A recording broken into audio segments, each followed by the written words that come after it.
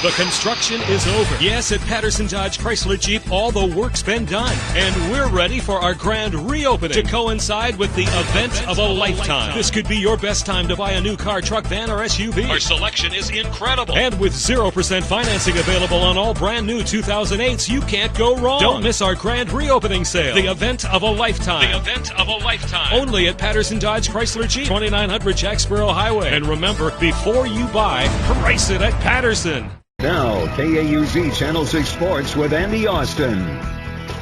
Hello, everyone. The Ryder High School football team is in the Sweet 16 of the Class 4A small school division of the playoffs, and Estacado High School of Lubbock is the only thing standing in the way of the Raiders and a second straight trip to the quarterfinals. And off we go to Shotwell Stadium in Abilene, and here come the Raiders, and we'll pick it up early on, and Estacado will have the football, and their quarterback will be back to pass. And here comes Ryan McDonald, says no, sir, as he puts a big hit on him drops him for the sack right there. And then it will force Estacado to punt. That is Jarrell Thompson receiving the punt. He'll come down in front of the crowd, and here he comes out of the crowd. He's going to go the distance for the touchdown, and that puts Ryder on top in the early going thanks to that. Now it'll be Shavadrick Beaver back to pass for the Raiders. He's going to find Christian Howells, and he will go down the sidelines across the 40 and down to about the 30-yard line as he bangs it down there. And then Damian Washington will get into the end zone. Raiders on top big early, and taking a look at the final score in this game, Ryder wins it big. They beat Lubbock Estacado by a final score of 56-0. The Raiders move into the next round of the playoffs. Well, they will either play Everman or Hereford. They will play tomorrow. And here's the pleasant surprise of the evening. I didn't think there was any way Windthorst could win this game, and the Trojans win it big, beating Goldthwaite, a very good football team, by a final count of 39-15. So the Trojans move on and will meet the winner of the Monday Roscoe game, which is being played tomorrow. So congratulations to the Trojans. Now, Vernon Northside hasn't been in the role of underdog in a while, but that's exactly the spot the defending six-man small school division state champions were in tonight, as the 7th-ranked Indians played 2nd-ranked Woodson in the quarterfinals. And off we go to Graham to take a look at this, and that is Kobe Dickerson, and he will get into the end zone for a touchdown for Northside. Here's the ensuing kickoff, and it will get into the hands of Robert Perez.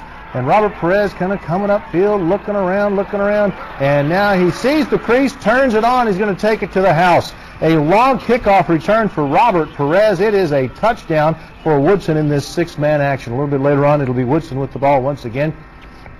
And this time it will be Jared Hutchins.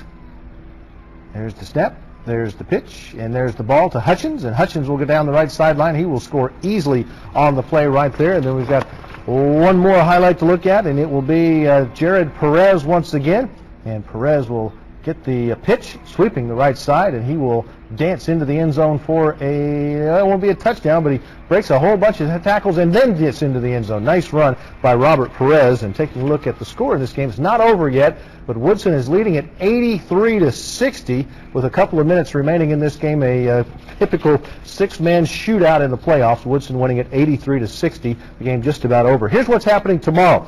Vernon will play Seminole. That game will be at 4 o'clock tomorrow afternoon in Sweetwater. Seymour will play Valley Mills. That game will be at 2 o'clock tomorrow at Denton. We'll have highlights from that game. Monday versus Roscoe, we told you about earlier. That'll be 8 o'clock tomorrow night. They'll play at Abilene Shotwell Stadium. And Granfield will play for a Class C state championship in the state of Oklahoma. They will play, I believe it's 3-time defending champion Shattuck in the finals of that one. When we come back, we'll find out how the MSU men's soccer team fared in the national semifinals. So stay tuned for that. And welcome back, everyone. The Midwestern State University men's soccer team played Franklin Pierce of New Hampshire in the NCAA Division II national semifinals tonight. Channel 6 Sports' Jermaine Farrell is in Orange Beach, Alabama with the Mustang, and he joins us now live via phone with a report on how they fared. Jermaine? Well, good evening, Andy, and really a sad time for your Midwestern State fan. A hard-fought season comes to an end for the Midwestern State Mustangs as they lose in penalty kicks by the score of 42 in penalty kicks. Here's how the game played out in the first half. MSU had several opportunities to score a lot of their shots. They were pretty much attacking more times than not on their offensive end of the field, and they had a lot of kicks bounce off the post, and they couldn't really convert on a lot of plays. Second half, more of the same.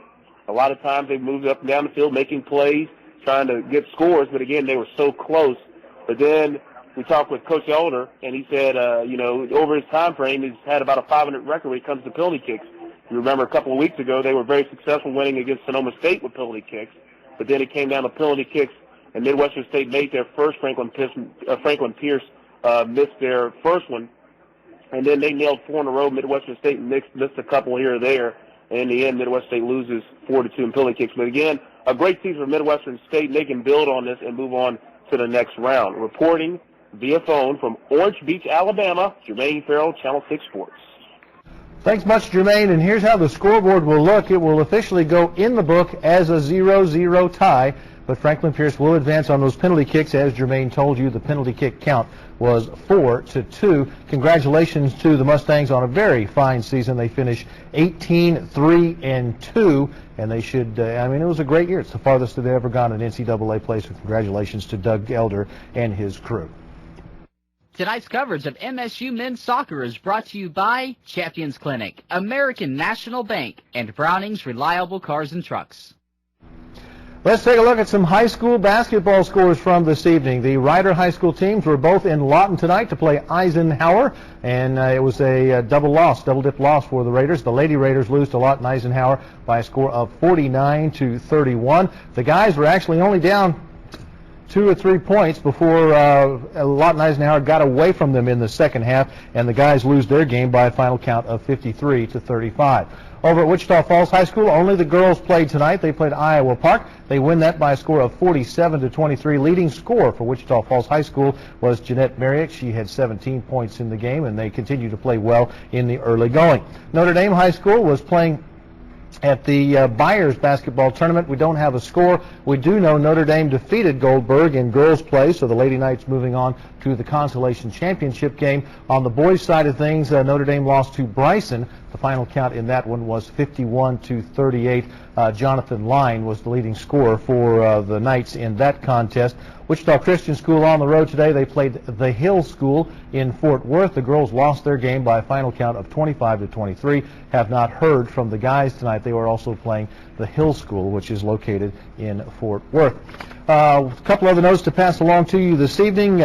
In girls basketball, we'll catch up on what Burke Burnett did tonight. The Burke Burnett boys playing up in the Cache area played Star Spencer out of Oklahoma City. They lose by a score of 72-62, which is no crime because Star Spencer is very, very good. And the Burke Burnett girls playing in the Abilene tournament lost to Abilene High School by a final count of 45-38. And a couple of the big stories tonight. Ryder High School, a big winner in its game, 56-0 over Lubbock Estacado. They will advance to the quarterfinals now to play either Everman or Hereford, and also the MSU soccer team loses tonight. Their season is over. Thanks for joining us, and we'll see you again on Monday.